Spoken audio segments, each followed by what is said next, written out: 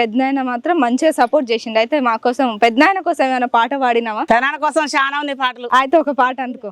నల్ల నల్లని వాడు నావాడు, నల్ల నల్లని వాడు నావాడు, ఆ ముద్దుల గోపాలుడమ్మో గోవిందుడే కాదమ్మా, నా ముద్దుల గోపాలుడమ్మో నా గోవిందుడు చూడవమ్మా.